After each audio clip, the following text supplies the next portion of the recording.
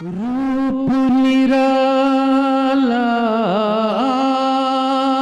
आपका अजब है भोलेनाथ, भक्तों में पैदा करे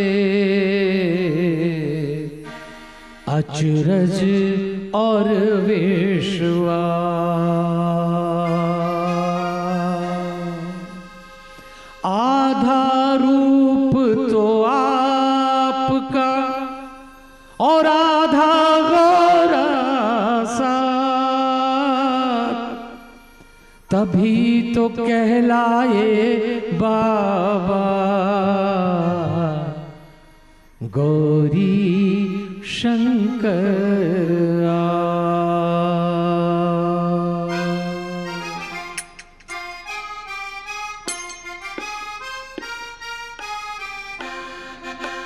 दो रूपों की एक छवि ऐसी लगती है आपकी, दो रूपों की एक छवि ऐसी लगती है आपकी, दो रूपों की एक छवि ऐसी लगती है आपकी।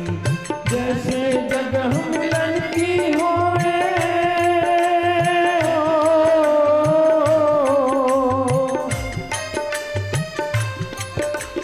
जैसे जगह मिलन की होवे, धरती पर दिन रात की जय हो भोलेनाथ की, जय हो भोलेनाथ। सब गाइए। दो रूपों की एक छवि ऐसी लगती है आपकी, दो रूपों की एक छवि ऐसी लगती है आपकी। जैसे जगह मिलन की होवे, धरती पर दिन रात की जय हो भोलेनाथ की। जय हो भोलेनाथ की। ओम नमः शिवाय, ओम नमः शिवाय। ओम नमः शिवाय, ओम नमः शिवाय।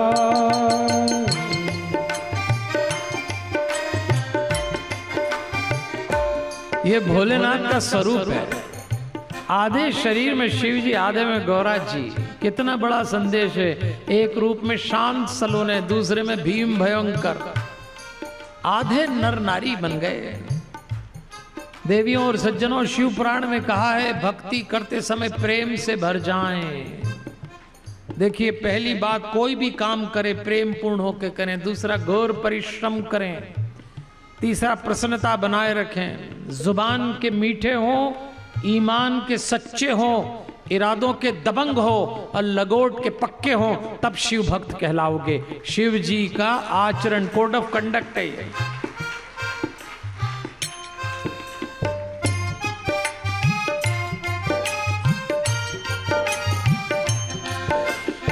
एक रूप में शांत सलोने, एक में भीम भयंकर। एक रूप में शांत सलोने, एक में भीम भयंकर। आधे नर और नारी में कहलाते गौरी शंकर। आधे नर और नारी में कहलाते गौरी शंकर। है सृष्टि के पालक लीला,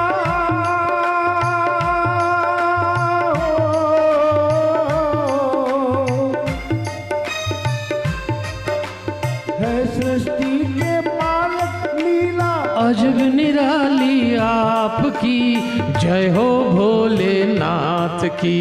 जय हो भोलेनाथ की। दो रूपों की एक छवि ऐसी लगती है आपकी। ओम नमः शिवाय, ओम नमः शिवाय, ओम नमः शिवाय, ओम नमः शिवाय। देवियों और सज्जनों, आज एक बात करते हैं, थोड़ी गहरी है पर ध्यान से सुनना। सावन का महीना है, शिव महापुराण की कथा सुन रहे हैं और उसमें भी प्रसंग चल रहा है अर्धनारीश्वर का। हम सब घर गृहस्थी लेके बैठे हैं। आज बात चल रही माता पिता की। कभी आपने विचार किया है कि पति पत्नी में जब मतभेद होता है स्वाभाविक है। तो हमारे पास तो बहुत सारे पति पत्नी आके भी कहते हैं बिल्कुल नहीं बन रही, तनाव बहुत है, क्या करें, जैसे तैसे खींच रहे हैं। अगर आपके जीवन में कभी ऐसी घटना घटे और पति पत्नी के रूप में मतभेद तनाव में बढ़ रहे हो, तो इस प्रयोग को अपनाना, जो विचार मैं दे रहा हूं इस पे विचार करिए। अर्ध नारीश्वर का क्या मतलब? आधा शरीर पुरुष का, आधा स्त्री का, आधे में शंकर, आधे में गौरा, पार्वती देवी। क्या मतलब है इसका? शिव जी एक बात समझाना चाहते हैं कि हर एक पुरुष जो बाहर से पुरुष है, वो भीतर से आधी स्त्री और आधा पुरुष है। ध्यान देना आप। और हर स्त्री जो बाहर से पूरी स्त्री है, वो भीतर से आधा पुरुष आधी स्त्री है।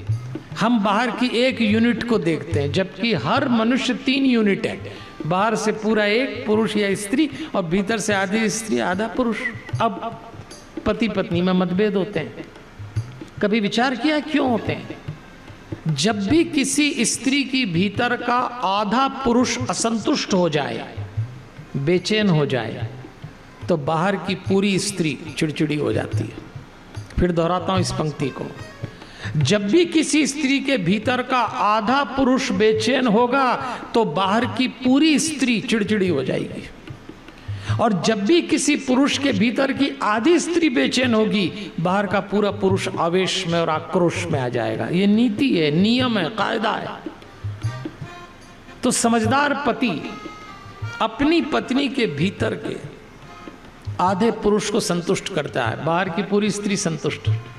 समझदार पत्नी अपने पति के भीतर की आधी स्त्री को तृप्त कर देती है, तो बाहर का पूरा पुरुष तृप्त हो जाता है। ये नियम है, इस पे विचार करना आप चाहे। अभी तो बात आगे बढ़ा दूंगा, पर पति पत्नी के संबंधों को समझाने से तो पूरा नहीं होगा। ये नियम अपनाना, ये अर्धनारीश्वर जो स्वरूप है, जब आप शिवलिंग की पूजा करें, इस स्वरूप की कल्पना करते हुए पूजा करिएगा, क्योंकि पति पत्नी के संबंध हैं ही ऐसे। इसमें बाहर से समझौता कर लेते हैं लोग, लेकिन भीतर से तृप्ति अगर पाना है, क्योंकि बाहर से समझौता किया और भीतर से असंतुष्ट हैं, तो पति पत्नी के भीतर से जो तरंगें निकलती हैं वो नेगेटिव होती हैं और बच्चे उसको कैच कर लेते हैं, उन्हीं के बच्चे, और फिर बच्चे जिद्दी हो जाते हैं। इसकी बात अपन चौथे दिन करेंगे, अभी तो सिर्फ इतना है। अर्धनारीश्वर रूप हमारे साथ ही जुड़ा है। हम भी भीतर से आधे स्त्री आधे पुरुष हैं, तो हमें समझना चाहिए शिव और पार्वती हमको समझा क्या रहे हैं। बाहर से तो सभी समझौता कर लेते हैं।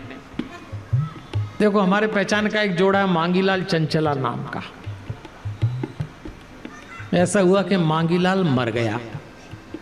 अब मर गया तो चंचला ने अपने बेटे हरिराम से कहा, तेरे पिताजी का श्राद्ध करना है मुझको, और गया जी में जाके करना है। बेटे ने सोचा जीवन भर तो लड़ते रहे, और अब मैया को श्राद्ध सूच रहा है, पर वो भी अड़ गई कि करना ही पड़ेगा। तो अपनी माँ चंचला का मन रखने के लिए माँ बेटे गया जी पहुंच गए। पूजन कराई पंडित जी ने, फिर वो पत्तल तैयार हुई और कहा अब पत्तल को रख दो घाट पे, तो पितर आके खा लेंगे। मांगीलाल पितर बन गया।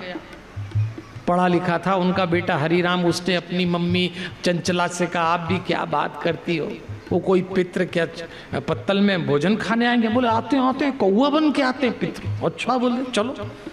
माँ बेटे ने पत्तल रखी और प्रतीक्षा करने लगे कि मांगीलाल जी कौआ बन के आएंगे और खाएंगे। और बेटा कहने लगा, मम्मी विज्ञान के युग में आप भी कौन सी बात करें। उसी समय कौआ आया। तो चंचला ने कहा, देख तेरे पिताजी आ गए। अरे मांगीलाल ने कहा, क्या? देख देख, बस अब पत्तल पे बैठ के अपना भोजन लेने ही वाले हैं। वो कौआ पत्तल पे मंडराया, और उस पत्तल पे तो नहीं जो चंचला ने कि उस पे तो नहीं बैठा, और पास वाली पत्तल पे बैठ गया।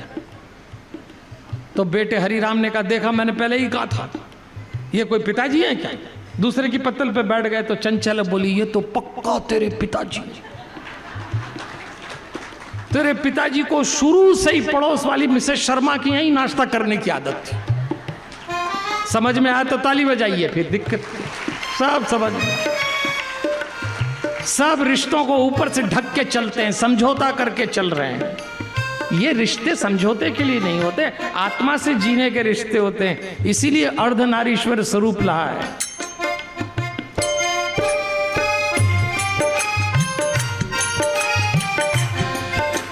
सदा राम में रमने वाले महाकाल भगवान, सदा राम में रमने वाले महाकाल भगवान, जब भी भक्तों को वर देकर करते हो कल्याण, जब भी भक्तों को वर देकर करते हो कल्याण, बन जाती है तब तब भोले